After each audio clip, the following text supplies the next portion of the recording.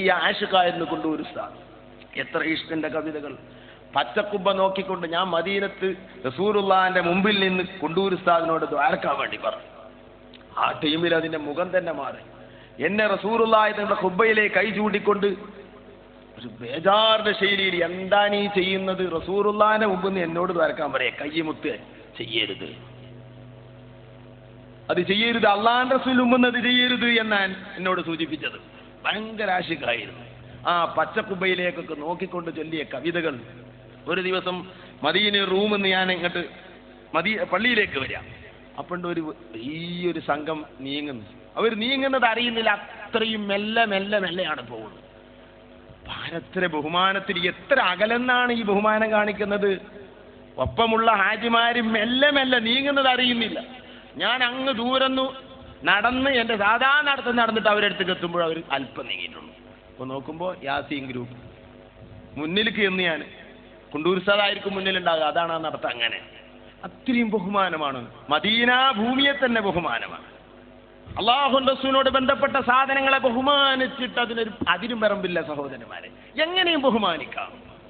അതല്ലേ അള്ളാഹുവിന്റെ റസൂലിന്റെ സാധനങ്ങളിൽ, എന്നല്ല ഒരു മനുഷ്യൻ ഉപയോഗിക്കുന്ന സാധനങ്ങളിൽ ഏറ്റവും താഴ്ന്നത് ഏതാണ്? അയാളുടെ ചെരുപ്പ.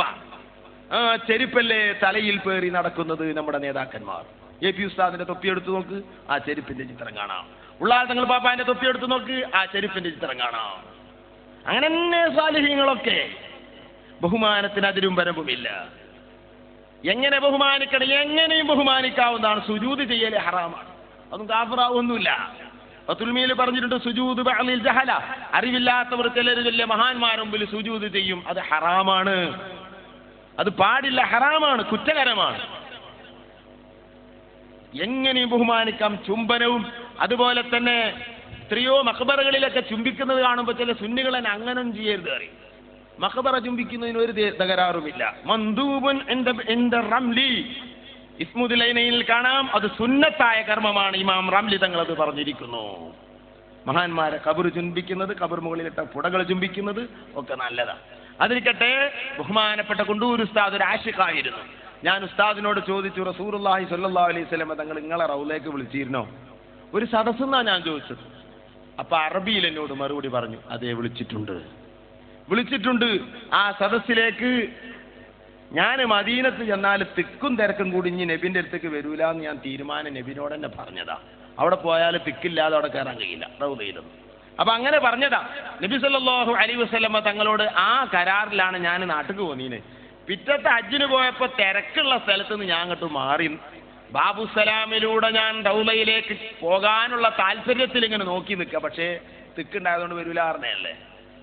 അപ്പോൾ റസൂലുള്ളാഹി തങ്ങൾ എന്നെ മാടി വിളിച്ചു. സ്വപ്നമല്ല സഹോദരന്മാരെ, സ്വപ്നമല്ലേ ഈ പറയുന്നത്. എന്നെ മാടി വിളിച്ചു. നിങ്ങൾക്ക് ഇഷ്ടപ്പെട്ടവർ ഇവിടെ ഉണ്ടെന്ന നിലക്ക് റസൂൽ എന്നെ മാടി വിളിച്ചു. ഞാൻ പറഞ്ഞു അവിടെ തിക്കും തിരക്കുമാണ്. കൊണ്ടൂർ സാഹ് പറയാ, അറബിയിൽ എന്നോട് പറഞ്ഞതാ. അപ്പൊ റസൂലുള്ള പറഞ്ഞു, അതിന് പരിഹാരമുണ്ട്, നിങ്ങൾ ഇങ്ങോട്ട് വരിക. ഞാൻ ആ ബാബുസലാമിനോട് അങ്ങ് ചെന്നപ്പോൾ കൊണ്ടൂർ ഉസ്താദിനോട് പറഞ്ഞ വാക്കാ ഞാൻ പറഞ്ഞു, ഫൗനാക ശൈഖ് അബൂബക്കർ, അവിടെ ബഹുമാനപ്പെട്ട എ പി ഉസ്താദ് ഇരിക്കുന്നുണ്ട്, അവിടേക്കാണ് എന്നെ വിളിച്ചത്. പിന്നെ റസൂലുള്ളാഹിനെ കണ്ടില്ല. ഇതെന്നോട് കൊണ്ടൂർ ഉസ്താദ് പറഞ്ഞതാ. സഹോദരന്മാരെ, അല്ലാഹുവിന്റെ റസൂലിനെ നേരിട്ട് കാണുന്നവരാണ് അവരൊക്കെ. ബഹുമാനപ്പെട്ട കണ്ണിയത്ത് നവ്വറല്ലാഹു മർഖദഹു അഹ്മദ് മുസ്ലിയാർ അല്ലാഹുവിന്റെ റസൂലിനെ എത്രയോ കണ്ടവരാ.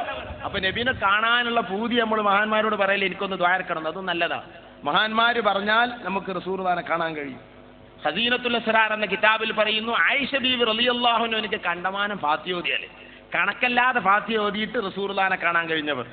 ആയിഷ ബീവിനോട് പറയാം, എനിക്ക് റസൂലുള്ളാഹിനെ കാണിച്ചു തരണം.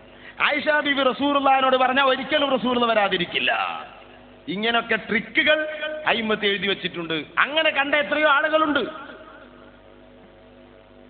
അങ്ങനെ ദ്വാരക്കാൻ പറയലുണ്ട് കണ്ണിയത്തിനോട്. പലരും എനിക്ക് റസൂലുള്ളാഹിനെ ഒന്ന് കാണണം. അപ്പൊ കണ്ണിയത്ത് പറയത്രേ, നബിനെ കണ്ടിട്ടില്ല എന്ന് പറയുമ്പോ ഉറക്കത്തിലും കണ്ടിട്ടില്ലേ? കണ്ണിയത്ത് ചോദിക്കുന്ന ശൈലി നോക്കുങ്ങൾ. ഉറക്കത്തിലും നിങ്ങൾ കണ്ടിട്ടില്ലേ എന്നുള്ള ചോദ്യത്തെ എന്താ മനസ്സിലായത്? ഉറക്കത്തിൽ കാണുക എന്നുള്ളത് ഒരു സിമ്പിൾ കാര്യമാണ്. അത് എല്ലാവർക്കും കഴിയുന്ന ഒന്നാണെന്നല്ലേ ഇതിന് മനസ്സിലാകുന്നത്.